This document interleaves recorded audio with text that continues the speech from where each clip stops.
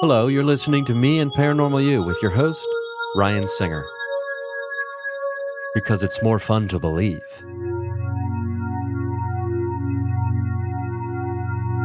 Hey everyone, thank you for listening to another experience of me and Paranormal U. This is your buddy, Ryan Singer. I'm excited today because I'm joined by a couple new friends, even though we literally just met, from Hidden Marrietta. I've got Katrita and Viva from Hidden Marrietta with me. Thank you for joining today. I appreciate it.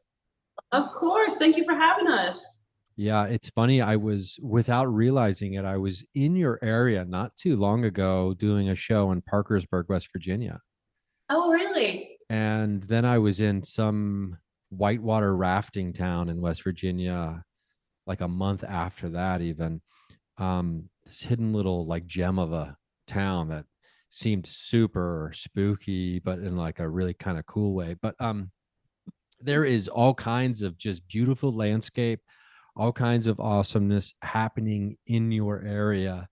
We're talking about Marietta, Ohio. And so I'm excited to dig into it a little bit and get a little backstory about the two of you as well. So thanks for joining me.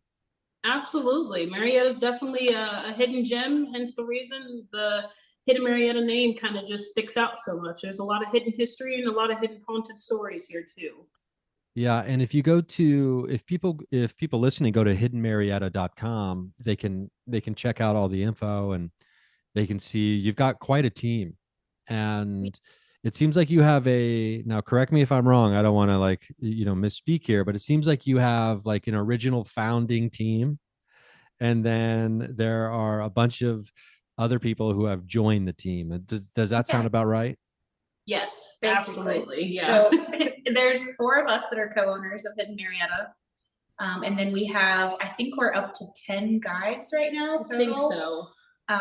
that work with us and help with our events. And they kind of run the show for us while we do all the back scenes, other than what we stick Viva out in front for everybody for. That's Oh, fair. okay. Okay. So when you say guides, we're talking about people who will lead public investigations, or even if someone requests like a So private for a private investigation as well. yeah, we do investigations, public and private, and we also hold tours of the town. We have historic tours, anywhere from all historic to all paranormal and everything in between. Oh, okay. We So you kind of yeah, you can weave in and out of either one. I mean, because I think the beautiful thing about the paranormal is, at least for a lot of us, the rich history is such a big part of trying to understand the paranormal phenomena that might be occurring at a place, right? right. Yes, absolutely. That's really our passion too, is connecting the Yeah. history that we uncover. Yeah, there's something about, there's the best way I try to explain it to certain friends of mine who really aren't into this stuff is like, they might be into like watching sports. And I'm like, yeah, I mean, watching us, I do enjoy sports, but when like they do a special story on one of the players and what this Mhm. player went through in their life and this adversity they overcame to be in the spotlight currently, it makes watching the game so much more enjoyable. And I feel like for a lot of people, it's not all tragedy, and it's not all like sudden death type of stuff that adds intrigue to paranormal hotspots or locations, but just knowing a rich history of a location Mhm. is paramount to me when it comes to really kind of finding those places that become my favorites. What is like what's the big narrative here in Marietta that that obviously has you know attracted your attention enough to be devoting so much of your time to it? Well, me personally, I would say knowing that Marietta has such a large Native American history to it. A lot of people obviously were known for the pioneers and being named after Marie Antoinette and everything. This area has such a rich history when it comes to the Native Americans that were here. And of course, with the settlers that came here, the pioneers and stuff, there's just so many layers to the town itself that it kind of just you just kind of want to know what's more. It just always leaves you asking, well, okay, well, we know this, but what else? And we figured this out, but what else? And ooh, that's interesting, but what else happened? There's always this like hunger when it comes to all the different locations and the town itself, that we find we just need to satisfy. She's not actually from here. So yes. For me, it's more personal because I've lived here my whole life. Yeah. And I'm digging into things that are connected to my family and the history of the town. And then for her, she's actually from New York and then came here to live. So it's a whole different perspective from her eyes. Yeah, in my eyes, I kind of fell in love with the town first. The history was something that came second. It's a beautiful town. It's right on the water. It's has a lot of beautiful architecture, a lot of really amazing houses and mansions and churches and stuff here in town. But the history is really kind of what took me away. I find that the history is really what kind of gets people to a location, and they're able to enjoy all the other different aspects, whether it be the different events that you might have, or different shops, different like tours and stuff that might be going on. There's just so many different layers that made me kind of just fall in love with this place. That's awesome. I had no idea that Marietta was named after Marie Antoinette. Oh, yes. Yes, that's like our little piece of fame. It's really interesting. A lot of people don't really realize that. But yeah, Marietta was named after Marie Antoinette. They basically just kind of put Marie and Antoinette together, and that created Marietta. If I'm not mistaken, correct me if I'm wrong, she was supposed to visit here at one point, but unfortunately, she lost her head, so she wasn't able to. We like to think maybe she might still be here in spirit. Yeah, we hope. We hope that would be awesome. But yeah, it's definitely a very interesting piece of history that we were able to find out about Marietta. That once again, you don't really know about that stuff until you dig your nose into the grind and start finding out that stuff. That's really cool. And I don't know. I mean, if people named a town after me, and I never got a chance to visit, I think I would make a point to go there after I was dead, for sure. Honestly, she supposedly sent Lafayette here to kind of scope it out for her. We have a letter hanging in the Lafayette Hotel here. Yeah, that one's from Lafayette. Marquis de Lafayette. Yes. Talking about how he, came to Marietta and how beautiful it was. And so he was technically our first tourist. Yes. I like to say. And if you're a fan of like Hamilton or anything, the name Lafayette is pretty profound in that whole musical, and that's the exact same Lafayette that visited here. And we even have a hotel that is built right on the river where he would have parked his boat when he came to visit. He just drove up. Yeah, he didn't. Oh my god. He just. I'm not going to get a ticket here, am I? Is anybody going to give me a ticket? Okay, I could park anywhere. We have a hotel called the Lafayette Hotel, and it's named after him as well. So it's really cool. That is really cool. And the richness of the history, and some of these names that we're all familiar with, even if we're not intimately familiar with all of the details of their stories, right? It does add layers of intrigue to these locations. And it's not, I just don't know how many people who are listening to this have ever had the great fortune of being in this area of the country. And it's astounding how beautiful it is. And we're, and for the paranormal, for the people out there who are like really into this stuff, you can kind of, it's the same mini region that there's a lot of stuff happening. I would even feel comfortable like kind of clustering this into a mini region with like Mothman, you got Appalachia, you've got the river. I mean, you've got you've got caves, you've got everything, you've got so much haunted history, and you're not that far south from some of the like really like famous, I mean, it's not more than a day's drive to Gettysburg and some other places, but like Six hours, yeah. And then we're only an hour and 45 minutes away from Trans-Allegheny Lunatic Asylum. We're an hour and a half from Moundsville Penitentiary. There's also a haunted museum in Cairo, West Virginia, which is owned by Steve Hummel. Oh my goodness. Archives of the Afterlife. Archives of the Afterlife. I don't know why that was a tongue twister for me, but there's so many different places that are around us. Even Athens. Athens doesn't have really, well, it has the ridges, but they don't really do too many paranormal stuff there. But Athens is known for its paranormal history and everything, and we're only an hour away from there. So we are kind of like in the center of all of, for lack of better words, that chaos. Yeah. And we're actually right on the confluence of the Ohio and the Muskingum River, which, you know, a lot of people believe really kind of ups the activity and the spiritual presence that's here. Yeah, it's like a conduit for the paranormal. We have a lot of brick roads that are original in Marietta as well. A lot of them were made from the clay from the mounds. Yes. So that has a bunch of residual energy attached to it as well. A lot of our buildings are made out of that same clay too. So that's really cool.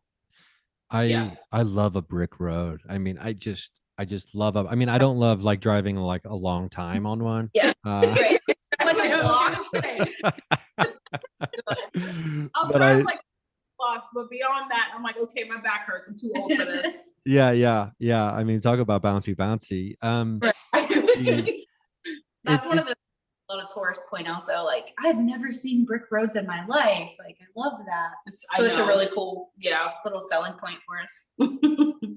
Yeah, I mean, visually, you've got everything you're looking for. I mean, you've got the history, and then you've got activity, it turns out, as well. And also, before, I want to mention this now so I don't forget later, but you also have a curiosity shop that you run there. I want to make sure we mention that later and maybe get into it a little bit. But now let's start off with some of the, I don't necessarily want to hear like the greatest hits of the Marietta paranormal stories, but I would like to hear, you know, if we're okay with it, I want to hear like maybe a personal story that got each of you into the paranormal on your journey, whether it was recently or childhood or you know, one of these experiences that it might not be a full body apparition walking in front of us, but at the same time, for some reason, there was something deeply meaningful about it, or something that really resonated with us. I think we've all had those that from the outside looking in, someone would be like, really? That didn't seem like a big thing or whatever. Right. But so for me, I've kind of since birth been connected to the paranormal. My name is Katrita, obviously, but I am named after my Aunt Rita.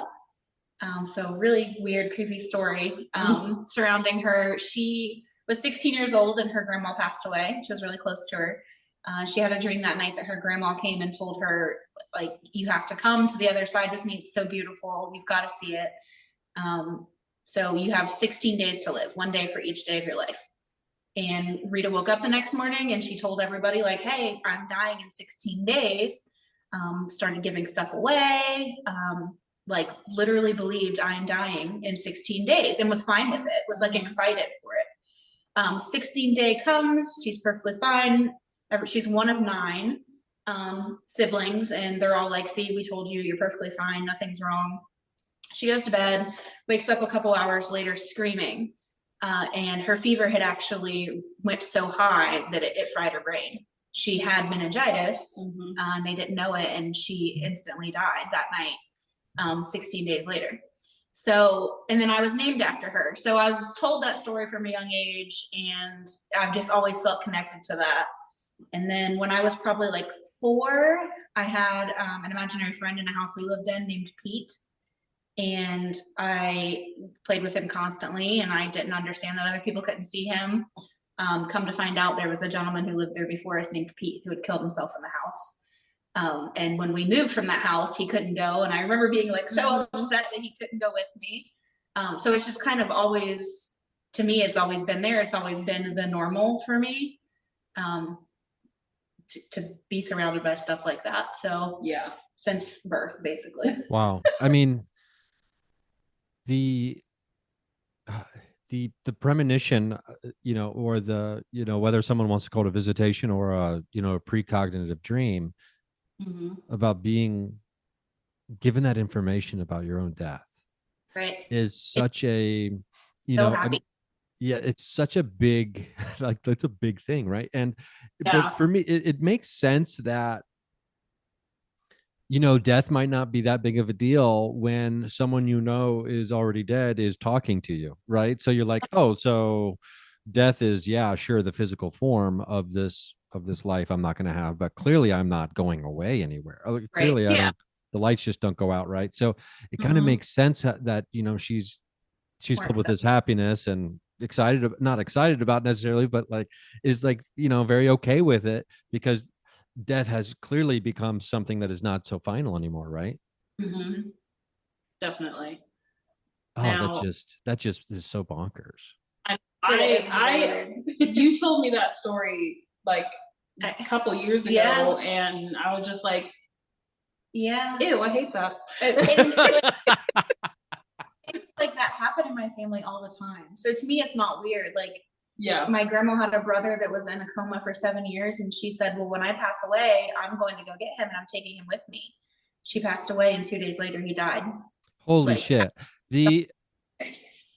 Wow. So your family is it safe to say that for the most part, because it sounds like you have a large family. If you have, if there was 9 siblings, that means you got 8 aunts and uncles just on that side. So are they pretty much all on board with like, oh yeah, we know this is ghosts are real, death isn't final, all this kind of stuff? Yeah, that's how I grew up. Like I said, I mean, it was talked about all the time. There was usually something in wherever we lived that we would connect with and have activity with. It wasn't a weird thing for my family at all, ever growing up. Like, I would have friends come over and they would be like, why'd that light turn off? And I'd be like, oh, it was so-and-so. And they would think that was really weird and scary. And I would be like, why? I don't understand. Isn't that interesting? Like, I think that's the future. I think when the paranormal is normal, whether we're talking ghosts, aliens, or Bigfoot or other things, but it's not, it's just part of, it's like, oh, there's a squirrel in my yard, or, is the same as like, there's a spirit or a neighbor walking by getting their mail would be the same as seeing a full body apparition, right? It'd be like, oh, that's Ted. Good to see you, Ted. Right. Or whatever. Like because when you're raised with it being normal, from what it sounds like, that's like the perfect example of like when someone's raised that this is possible and real, and someone is raised that this is the thing of fairy tale and not real, then when they witness it, it becomes frightening almost. See, and the one thing that I can say, well, before I talk about my specific thing, since I'm a part of your family now, don't come and get me. Don't come and get me. Don't. Because listen, if you do, I'm just clearing the air. All right. I won't come get you. I will not see you. I will haunt. You haunt me, you can hide the toilet paper when I have to poop. But don't come. It's like, no, you thought I was in a coma, but I was taking a long nap. Right. I was just sleeping. God, get away. I just wanted to clear the air on record. You see? Okay. But for me, it's kind of not as extreme as hers, but definitely something that was started when I was younger. Every single time people have asked me how I got into the paranormal, I always blame my mother. I will blame my mother until the day I die. And she has heard me say this time and time again, that it's her fault. And she will never fess up to it. She's like, it wasn't me. That's not my fault. She kind of sounds like, what's her name from Norbit? I don't know. No, that is a deep pull. When you are referencing Norbit. My mother like gives off Madeira energy. She does. For sure. But when we were growing up, she was always into those paranormal TV shows. Like there used to be Scariest Places on Earth with Linda Blair. Tales from the Crypt. Tales from the Crypt. That was a good one. Oh my gosh. Unsolved Mysteries. Unsolved Mysteries. There was also like Fear MTV had like a paranormal show called Fear before. Ghost Hunters, when like Jason and Grant were still plumbers working with like Roto-Rooter. Like I have so many like vivid memories of watching just paranormal TV shows. Is that Dave? That's Dave. Hi, Dave. Hi, Dave. We're just recording for a podcast. I'm poking in the dark. I just, What? you guys have to be in here. I will turn down the thermostat. So. Oh, okay. Thank That's you. fine. Thank you. I'll see you later. All right, I'm done. We'll see you guys. Okay, bye. Okay. And just to clarify, Dave is a real person. Yes. Oh, you can see yes, him? Dave. Oh, Yeah. Dave is a real person. He is definitely. The Washington County Historical Society owns the building, and Dave is one of their volunteers that's here helping restore it. Okay, Yeah, cool. Fireplace in the kitchen, so he had to come and let us know that he was leaving. And he couldn't see any buttons, like that. Yeah. But yeah, I remember growing up watching all of those different TV shows, and it was just something that was just such a wholesome and core memory for me as a kid, of just sitting down in front of the TV, bonding with my mother and like my other siblings and everything, and just watching these spooky TV shows and not being scared, but more being like, they stupid. They are like, dumb. I feel like what you just said makes perfect sense as to how you know that you're one of us. Like, sitting and watching Paranormal Activity was such a wholesome childhood. Yes. For me. So wholesome for me, honestly. Like, I remember it so vividly, and like us just especially with like Scariest Places on Earth. If you remember that show, if you don't remember that show, look it up on YouTube and watch it. Oh my God, it is amazing. I will still watch it every so often if I get the hankering for it. But what made that stuff that we were seeing on TV so profound was the fact that even though we were watching it on TV, we were also living through it. Like she said, I grew up in New York, Brooklyn, New York, and I lived in an apartment building. In this particular apartment building, unfortunately, before we were living there was this huge fire, and almost everybody in the building before ours died.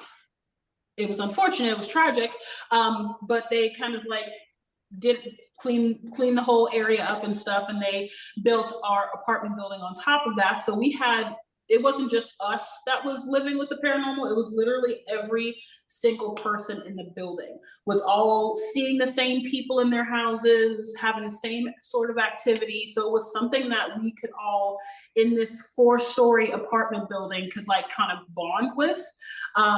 But we were more adjusted to it than everyone else. Like, I remember one night sleeping in bed with my mother and her kicking her feet in her sleep. And I was like, oh, that's kind of weird. That's just like, she's just kicking in her sleep. And then I just so happened to look up, and I looked down at the foot of the bed, and there was a guy standing at the foot of her bed. He didn't have a head. It was just a white t-shirt and blue jeans. And I could see his hands like tickling her feet. And then when she kicked, he'd back up, and then he'd do it again, and then he'd back up. Like, he loved my mother for some reason. I have no idea why. And it was just, and there were so many other like stories, but it was just something that was so ingrained into me. Like, it's not something that you need to be afraid of. It's just something that happens, and it's something that you live with, or you kind of ignore, or you exit the situation overall. And I've always been the type of person to kind of go into things head first, because the way I see it, my mom ain't raised no bitch. So I live by that. That is amazing. And we do have to circle back and discuss the ghost tickler. And I'm not just going to let that go by without, we got to have a little bit of discussion on that. Now, Katrita, do you have to get going, or is it about that time? I've got a little bit. Okay, cool. I do want to take a quick break here. We're going to throw in some commercials. Just as a reminder to those listening, patreon.com/Ryan Singer has commercial-free episodes. So bounce on over there. And if you do $3 a month as the minimum, you will have commercial-free.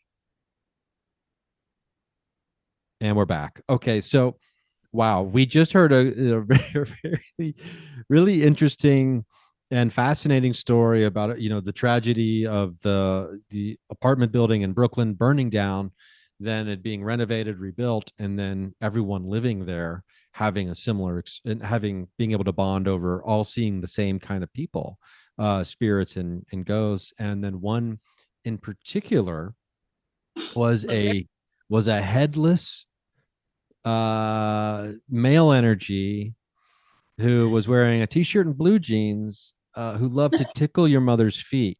Now, Yeah, I'm curious if your mom knew about this. Did she you did. talk about this? Okay. She did know about this. She absolutely despised that man. And anytime, because we would also see him throughout the house, every so often. And anytime she would see him, she would cuss him out and like just walk away because she knew that he was the one. Because she's woken up before to him kneeling at her bed, tickling her feet. So now for like the rest of eternity, she never sleeps with her feet outside of the covers. She never does, honestly. I have slept with my mother like as a kid and everything, and I've gone to her house like when she's sleeping, like as an adult and stuff, and she will not sleep with her feet out the covers. Not even once. Is she Not still in the same place? no, no, no, no, no, no. She actually lives here in Marietta with me now. But it just kind of ingrained into her head that if her feet are outside of the covers, he's gonna tickle her feet. But he loved my mother. He was always, when we were in the house, if she was in the house, she was like, he was right next to her. There were several times where she would be walking like from her bedroom to the kitchen, and I would see her like passing by, and he would be walking behind her after her. And then whenever she wasn't home, like if she was working, then he would sit in her room and wait for her to come home. Like he was obsessed with her. Wow, yeah. It sounds like he was it was an an unreciprocated obsession. Yeah, he was love struck. Wow, it's just like, hey, it's like you could go. I mean, at least we'd like to think you could go anywhere in the world right now. So maybe like leave me the hell alone for a minute. Right. Yeah, Wow. yeah. Did you ever try to do anything to get rid of him? No, because if we tried to, all the only thing that would actually end up happening is that he would go to somebody else's apartment. And eventually, nothing is ever set in stone, in my opinion. So even if you bless it or, excuse me, do whatever ritual you have to do, it always wears out over time. So there's a good chance that he'd end up being able to come right back. And other than tickling her feet and walking around and like following her and just generally just being there and creepy, he wasn't really doing much of anything. So he wasn't like bothering us. So she would just be like, leave me the hell alone, and then like walk away from him. And he would just there, just stand there. He had no head, and he was just shoulders, a white shirt, and blue jeans. You never saw his feet.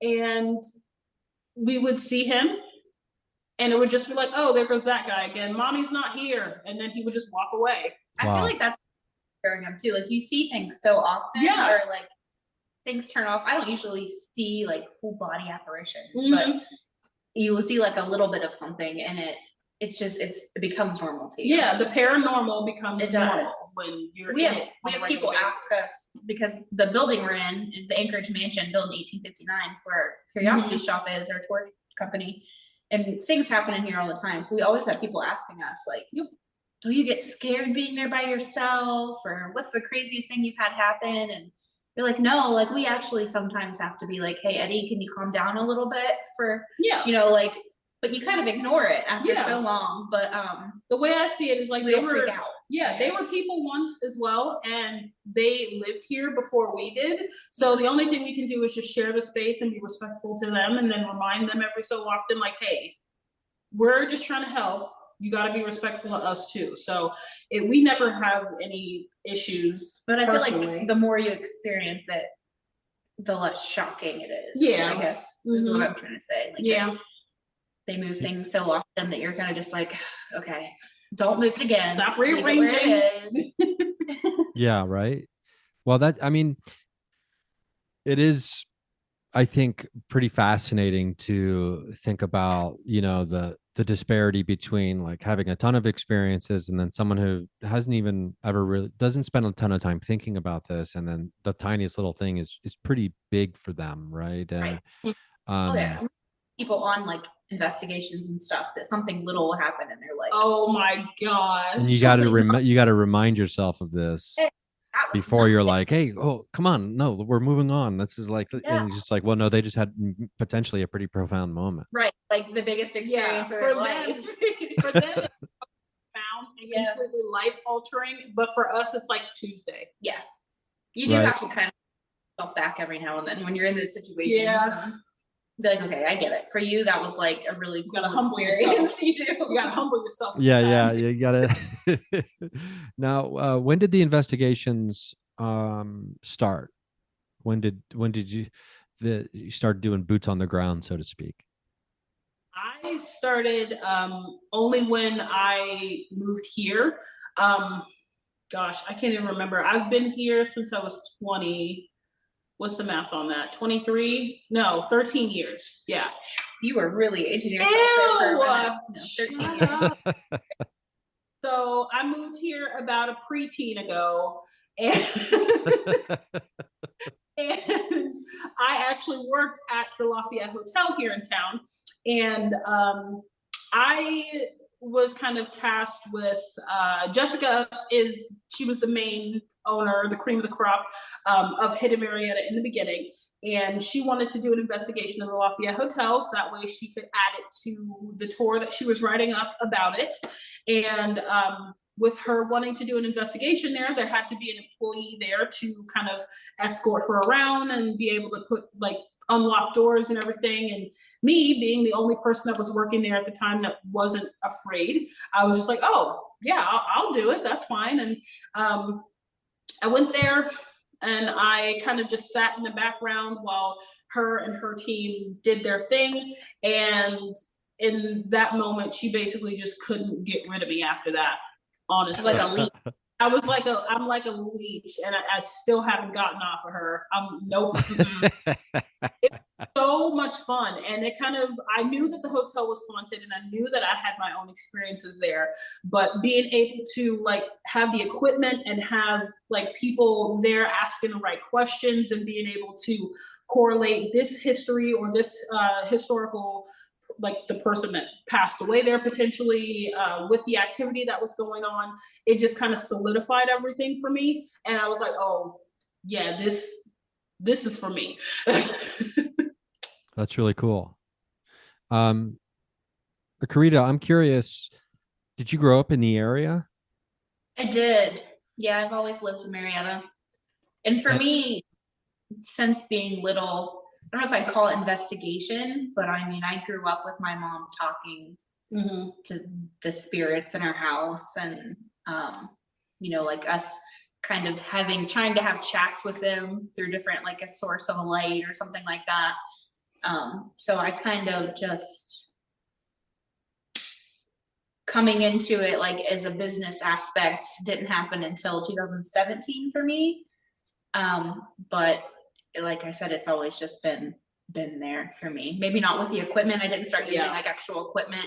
I would use like pendulums, things like that, but not the equipment that we have now until like 2017. Yeah. Hidden Marrietta itself was founded in 2008. Okay. And was that Jessica who? Oh no, it was actually Lynn Sternevent. Yeah. Okay. That's why. Jessica took over in 2015, I believe. Yes.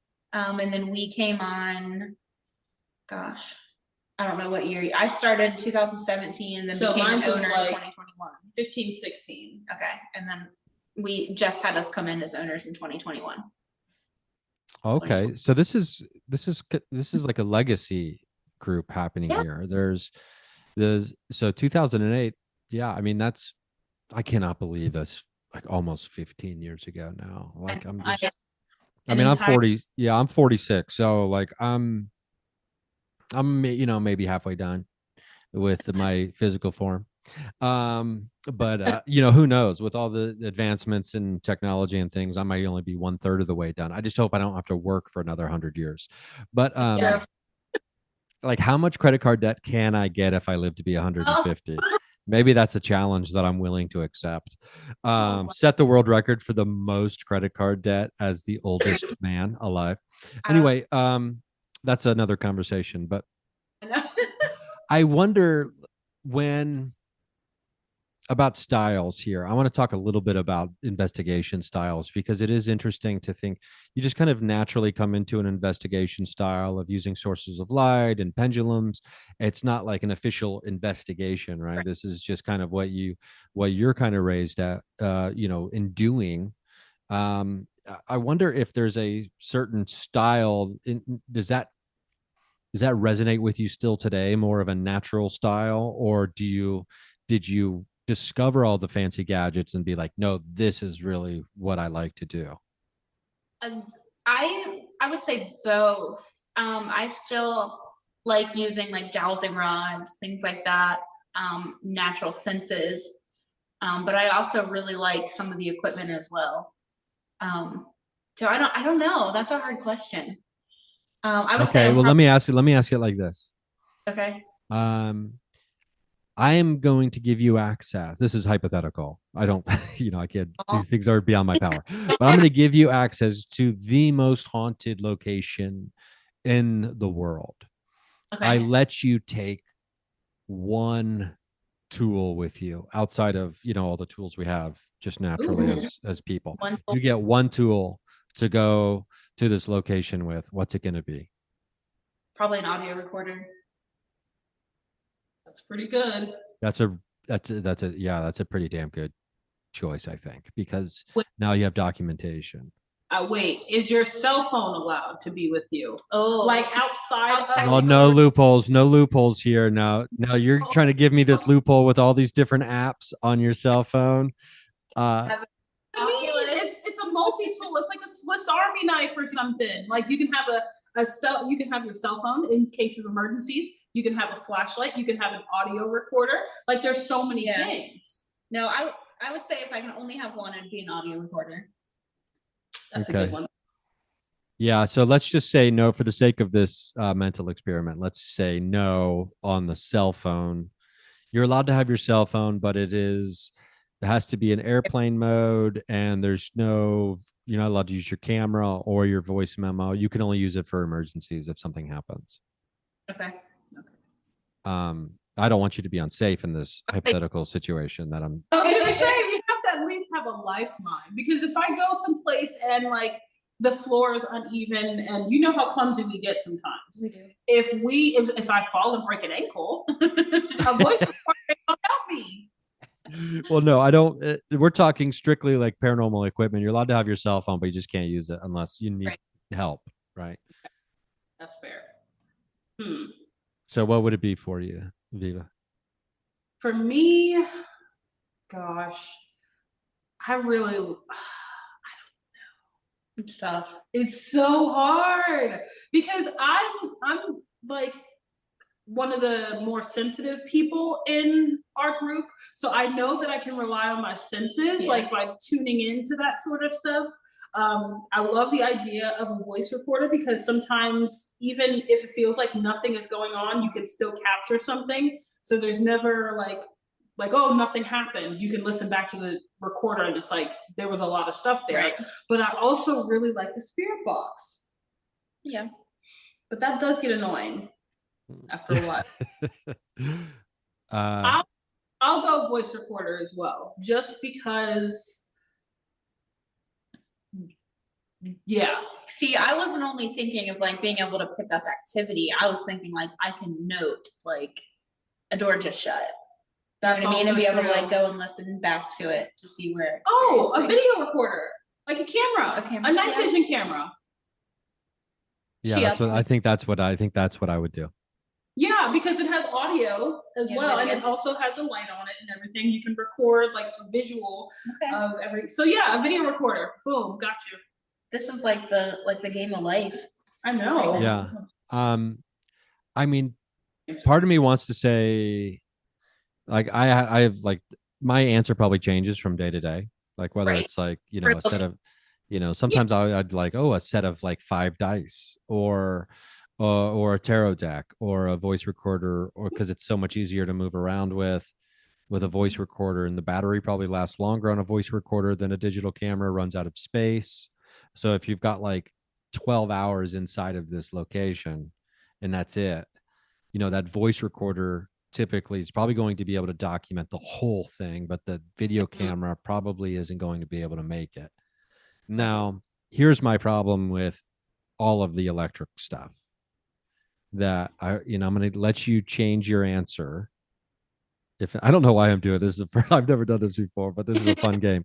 Boy. I'm gonna let you change your answer. You'll be able to have one remission or revision, I should say. I hesitate to really lock in an answer on an audio recorder or a video camera because we all know that paranormal phenomena is infamous for draining batteries. Right. And if you are going to the most haunted location in the world, and you know this in advance, I'd say it's probably a coin flip if that battery is going to get drained. Yeah. And so now you might not have anything except a paperweight with you. Yeah. So with this knowledge that it's a 50-50 chance that your battery gets drained within the first 15 minutes of being there, do you keep it and use that because if you've got a camcorder or digital recorder at the most haunted place in the world, you're going to get some cool stuff, right? So what's the goal? Is the goal for me to experience something or for me to prove to somebody else that I experienced something? The goal is for whatever you want. There's no specific goal that has to be. It's whatever you most want out of the situation. You still do voice recorder? And take my chances. I would bring a pillow because I'm gonna just go to sleep. Listen, because the way I see it, even if you bring a piece of equipment that doesn't use any electronics, for example, it drains you, Yeah. and you just end up just getting tired and exhausted. I'm just gonna bring a pillow. Might as well. To be fair, we do have an overnight event on the haunted island that we go to, and we do sleep for a few hours while we're there. So, That's interesting. The island. I guess we can maybe talk about that a little bit, if you're up for it, because is this an actual island or is this like the name of the place? Yeah. Oh, it's an actual island. Look it up. Blennerhassett Island in Parkersburg, West Virginia. Okay. It is massive. It's about 3 miles long. A portion of the back side of the island is owned by DuPont here in the area, but the front side is owned by the state of West Virginia.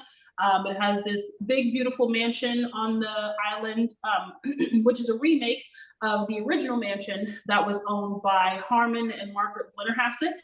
And actually, to kind of it all comes full circle back to Hamilton. It all comes full circle back to Hamilton. After, Hamilton. Have you watched Hamilton? Yeah. This is embarrassing, but it's in my queue on my Disney Plus right now. See, okay, you lost points. Anyways, yeah, I never was able to go see it live. Obviously, a lot of people haven't, but I just got my brother's Disney Plus login, so don't say that out loud. Yeah, shh, don't. I just got Disney Plus. I just paid for it like an honorable person. Exactly. But yes, it is.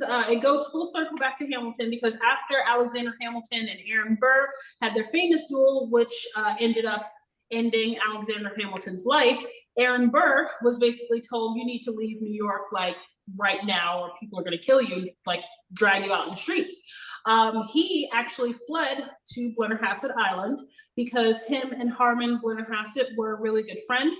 And Harmon was very gullible with a whole bunch of money, and he knew that he could actually swindle him to basically do what he wanted him to do in regards to trying to overthrow the government and perform treasonous activities. So, it's full circle. It goes right back to Hamilton. So Aaron Burr took over the mansion. If you've seen Hamilton, because if you know history, you know who Aaron Burr is, right? Yes. So I guess that you don't have to watch Hamilton. I know, but it helps. Yeah. Yeah, no, I think before, I think Aaron Burr and the Hamilton Aaron Burr duel is a thing of legend, and Yeah. I think most people do know that story. Right. So I don't think there's no spoilers here when you say that Alexander Hamilton was killed, but the so Aaron Burr took like swindled like the mansion from them, kind of. No. So he actually lived on the island and used funds of Harmon's to basically recruit people to Be in his militia. be like a militia for him on the island. Yeah. According to Harmon and Margaret, it was to go down like Texas way to start their own kind of government down Their there. own country. According to people in Wood County and Parkersburg, it was actually to try to overthrow the American government. Yeah. So that's why they were actually kicked out. Not really kicked out of the island. They were forced to leave the island because the president at the time had sent troops out to Parkersburg, West Virginia to get them and bring them back to Washington, D.C. for a trial. But they literally missed them by about 20, 30 minutes. Harmon and Aaron Burr fled on a boat off the island, and 20, 30 minutes later, the troops got there. They ransacked the house and nearly killed Margaret Blennerhassett in the house. But it's just one bad luck thing after another when it comes to the Blennerhassetts. It's basically who you believe the story as far as what they were trying. But Aaron Burr, was very charismatic and impressive and didn't have the funds and was kind of like kicked out of every social circle he was in. Harmon and Margaret lived on this little island specifically to not be a part of basically other people's lives. They had some things that they wanted to keep to themselves and way of life. So they weren't as connected with the people who were against Aaron Burr. So he was able to kind of get in there and be like, I'm this great guy, help me with your funds so we can get this going. And Harmon believed him. And Harmon went for it. Yep. So I mean, it's charisma. I mean, you hear the same thing about, like a person like L. Ron Hubbard, who was so charismatic, apparently, and something that you just can't really understand unless you were ever in a room with him, to understand, because you're just like, well, how did he? Why would people give him? Right. And so it seems that to be it's a pretty big ingredient in the whole con man to like the ultimate highest level kind of formula. That is interesting. I mean, like, this all adds to the, like, what we were talking about at the very beginning of our chat. This intrigue, there's history, there's drama there, so I imagine when people because people can rent privately or go on public tours, but it's a specific time of year, correct, on the island? Yeah, because we don't like to freeze to death. Yes. So. Yeah, I'm not doing that during the winter. Is it a functioning place still, or what happens during the winter at this place? So the winter, it's closed down. There's somebody who lives there on the grounds and takes care of it all winter long. And then they reopen in May. I think they operate in May to November. Like a wedding place too and stuff like that, or? They do have weddings. Yeah. But it's actually owned by the state of West Virginia. So they do just history only tours of the house and on the island. You can go out there and like have picnics, things like that. Bike ride. Yeah, and they have carriage rides and stuff around the island. Yeah. It's super interesting. I think the overall look of the island is very aesthetically pleasing. It's massive and it's beautiful. You can just walk and not even know that the time is just flying by because you're just so overcome with how beautiful it is. The landscape is gorgeous. It's very active. It is very active. It was actually just featured. On Ghost Hunters. Oh, just recently? Halloween weekend. Yeah, I think it premiered Halloween weekend, and Ghost Hunters went to Blennerhassett Island, and they were accompanied by the Ghost brothers, Dalen, Juwan, and Marcus. Okay, now did they bring any bring anybody in from the team and with the local expertise and the knowledge of the place? And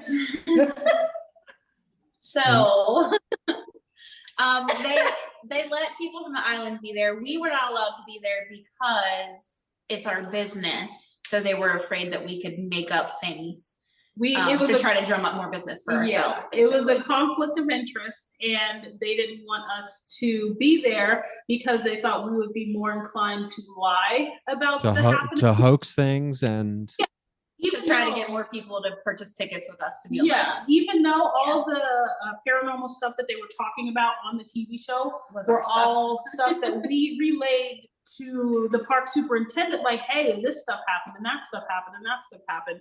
It was all our experience. But that's the kind of stuff that's just like such bullshit. Yeah. I mean, it's like, I'm not gonna lie, watch it. It wasn't anything we would do on an investigation. Yeah. It would be a whole different experience. Yes. If that makes any sense. It would be a whole different experience with us on the island. I mean, it's like you're a business. It's a conflict of interest. Really? What are we doing here? Are we really we're using that shit as a way to, I mean, because for me, this is like the most it's one of the most frustrating and aggravating thing about, quote unquote paranormal television. Yes. Because for me, I look at going, because I get to travel the country doing stand-up comedy, and so I get to go to all these different places and I get to investigate. A lot of the time I'll be in a town, and if I have time, I'll investigate a place with local people who have an intimate relationship and knowledge of the location. And it's like you get to skip the first half of a book and get to the good part immediately, because you are with people who already have such a good relationship with the phenomena in the area that it's like almost guaranteed. It's as close as you can get to guaranteeing action, I think. Right. Without being able to give a guarantee of paranormal activity when you are with the people who have the most intimate relationship with the phenomena. Yeah, I think another thing to kind of add to that as well, a lot of times the spirits, especially for us, we find that since we go to most of these, pretty much all of these locations on a regular basis throughout the year, and especially here, the spirits just get used to you. So why not have people around that are quote unquote trigger objects? Yeah. That way, that there's going to be some authentic paranormal happenings versus something that is fabricated. I mean, I'm against the whole investigation TV show entertainment thing anyway. Just because, I mean, you can tell that the majority of it's scripted, and so I'm not really a fan of it anyway. I'm glad that they got the recognition the island did. I mean, that's really cool. Absolutely. Yeah. It definitely put the island on the map, which is awesome, because I feel like Parkersburg is known for one thing, I guess. What? Remember that TV show? No. There was a TV show I remember about like West Virginia. They did about drugs or something, but that's beside the point. It's just nice to be able to know that the Mid-Ohio Valley can be represented on TV and get the recognition out there that we're not just here, we're like here, But if you come to that investigation with us, so the ferry takes us over at like 4 p.m. on a Saturday, drops us off on the island, picks up the island staff, takes them back to Parkersburg, and then we're literally stranded on the island until 10:30 the next morning. Yep. That's awesome. That's really cool. And camping equipment. I do know for 99% certainty that I will be back in Parkersburg to do another show, because at the what's the brewing company down there called? It's the basement. There's a basement to this brewing company where they do shows. God, I can't believe I can't remember it. I think it's just Parkersburg Brewing Company. I think so. I think it might be. Yeah. And it's a really, really fun time. But so yeah, that's definitely going to happen again at some point next year. So I'd love to try to tie this in together. There's this place called Post Town Elementary School in Middletown, Ohio, where I filmed a comedy special last year, and we also did. I was filming my own like investigation series, like a docu series, and part of the premise of it is like using the people, not using them, but investigating with the people who have a relationship with the location. So it was so the house team was with me for a good amount of the investigation. And within the first 45 minutes of the investigation during the daytime at like 4 in the afternoon or 3 in the afternoon, whatever it was, like we got a flashlight to turn on command from a desk from Brian, who one of the house team members, like almost immediately we were getting like that kind of, and I would consider that to be kind of high level activity, a flashlight that's turned off, turning on literally on command. The second you ask it a question specifically to turn on, it turns on immediately when you ask that question. To me, that's pretty profound evidence considering what we know as far as the expenditure of energy and what it might take for spirits to interact with devices of that nature. And it is a thing where, it is so fun to go with a house team. I mean, I understand people who also don't want to be like unduly influenced with like what's going to happen. And don't want to have a lot of storylines put in their head already before they do the investigation, right? They just kind of want to see what they get. And also TV shows and production companies are very strict, and the people who are on those shows, unfortunately, unless the show's been on for a very long time, have very little control over some of the machinations of it. But that's unfortunate that they didn't utilize y'all. It is what it is, honestly. Like I said, as long as the area is getting the recognition that it deserves, I think that's still pretty cool. Yeah, it's for the love of the game, right? And that's the more important thing. Our ultimate goal is to just get the word out about the history and about the paranormal stories and everything in between. If we never, like here at the Anchorage, we've never had any big TV show reach out to us and say, hey, we want to film there, or it's never been on any sort of TV show. But ultimately, that's not our goal. Our goal is just to keep this place alive and keep the history alive and be able to get money in to be able to continue on with our renovations. Every time somebody comes here to do a tour or do an event with us, it's all just, most of that money is going right back into the building to help supply the paint and help supply the bricks and help supply the cement and help supply the flooring, and it just keeps the pulse of this place going. And I think, and I think honestly, that's the only thing we want, is just for this place and for the history to survive.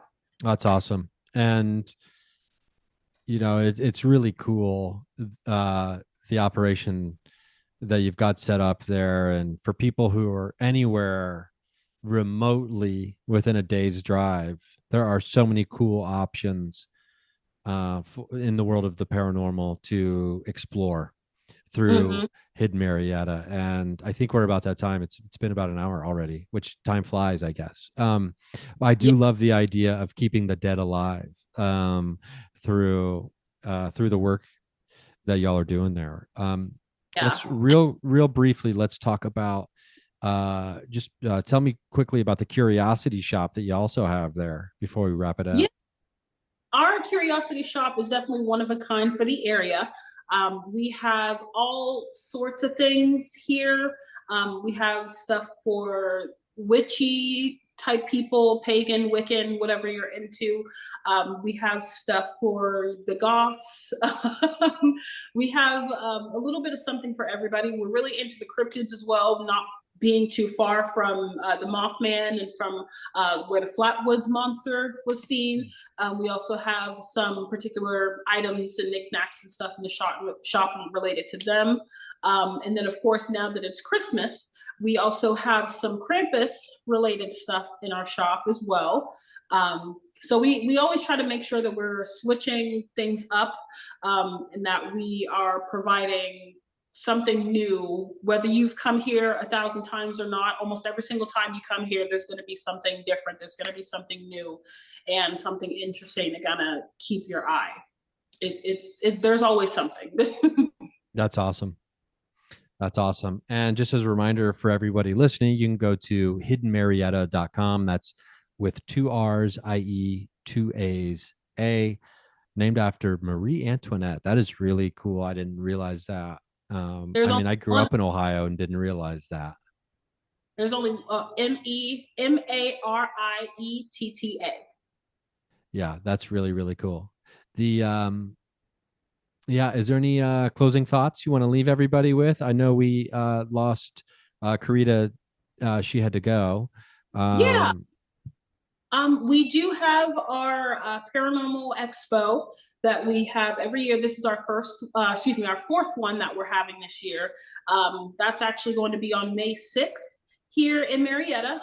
It's located at the Washington County Fairgrounds in their junior fair building. As of right now, we are pushing about 50 vendors, and we're projecting, and it's not even the new year, and we've already had that many people sign up to be a vendor. And we're projecting to have maybe 80 or more vendors at this location. So it's definitely going to be a lot bigger and a lot better than we have done previously. We also have our various events. Even during the wintertime, we always make sure that we have something going on, whether it's a paranormal investigation, whether it's just a regular tour throughout the day. And then we always have the option to do stuff privately for people, whether it's a paranormal, like a private investigation or a private tour for a group.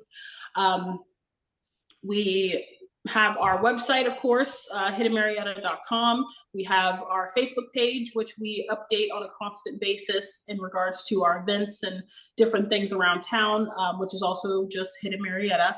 We also have our Instagram page, which is Hidden Marrietta, and we also have, since we're trying to keep up with the kids, we also have a TikTok now. Listen, we got to keep up with the kids, man. But we have a TikTok now, and there's I think we have like almost 4,000 followers up there and over like 20,000 likes. So that's something, I guess. Cool. Very, very cool. Well, Viva, this has been great. What a fun chat. I hope to, when I'm back in the area, get a chance to see you, and at the very least, stop by the Curiosity Shop, even if I'm not able to stay for an extra day and do a proper investigation. Just shoot us a message. Yeah, for sure. And really fun chat. And so if anybody's looking for a good time in an investigation that's either guided or a private investigation, hiddenmarrietta.com's got the info there. And it's a very easy website to navigate around. You'll be able to find all the info you need. And so I appreciate it. And also just a reminder to the patrons, patreon.com/Ryan Singer. Thank you for your support. It is 2023, I believe, probably when this episode drops. So let's have another great year. Appreciate it. And no commercials over there, by the way, at $3 and higher. And yeah, I think that's it. I've got people know RyanSingerComedy.com. You can go to my website. You can see my tour schedule and everything else. But I hope to see you at a live show or at an investigation maybe. And if not, I'll see you at the watering hole on the astral plane. Thanks again for joining me, Viva. Tell Katrita I said thank you. Absolutely. And I'll be in touch shortly when I'll be tagging you and all that good stuff when the episode drops. So thanks again. Thank you.